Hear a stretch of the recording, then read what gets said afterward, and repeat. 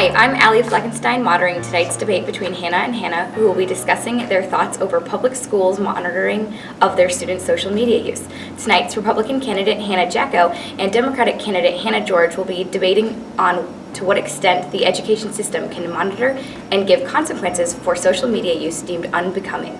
We will start off with a general statement from each candidate, starting with Hannah.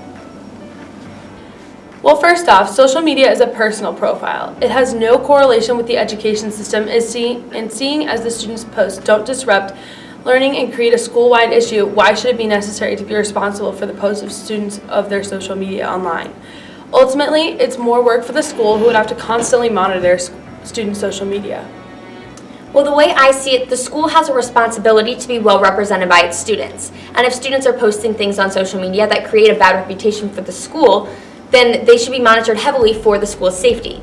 Social media affects students more than any teacher or administrator ever could, so if consequences are given for behavior on social media within schools, the students will have a sense of respect for the adults who work with them every single day.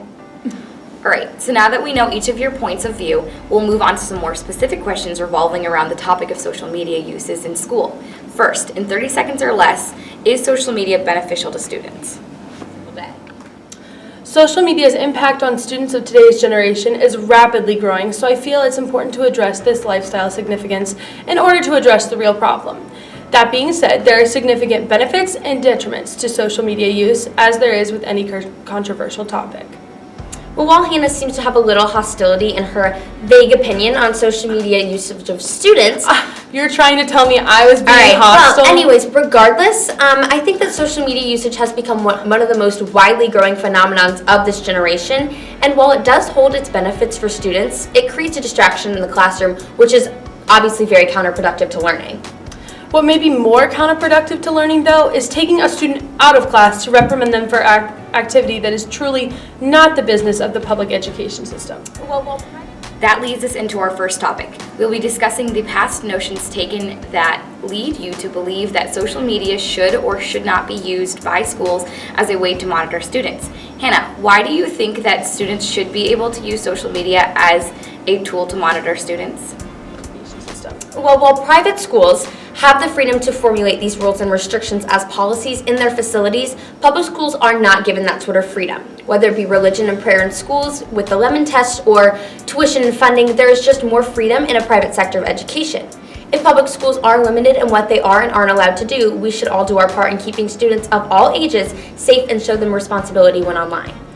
All right, so Hannah, on the other end of the spectrum, what deems this a constitutional way of monitoring students? Or is it even constitutional at all? Well, really, I think this isn't constitutional at all. A student's social media is their business alone, and schools have no place violating that privacy. The Fourth Amendment of the Constitution is what protects students from treatment like that, of which the other Hannah is proposing. It protects personal privacy from the government, so that would include public schools.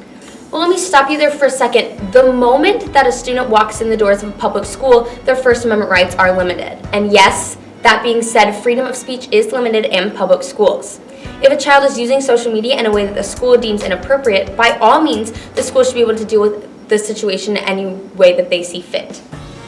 So now that we've deemed this controversial topic constitutional or unconstitutional, we need to take a look at some specifics of the issue. What if the school's resources were used in finding the information? And what if the school's resources were used in publishing through social media? Does that make a difference?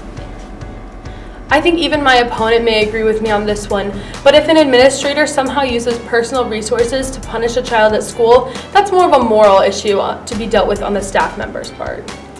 I agree. I think that this is totally constitutional to use school resources to monitor students within the school, but should not be taken into personal accounts. Additionally, if the school resources were used in posting unbecoming content online, then the school has every right to deal with the issue. Well, thank you so much for addressing this controversial topic for all of us tonight. Thank you for your time, and I look forward to seeing the results of this election.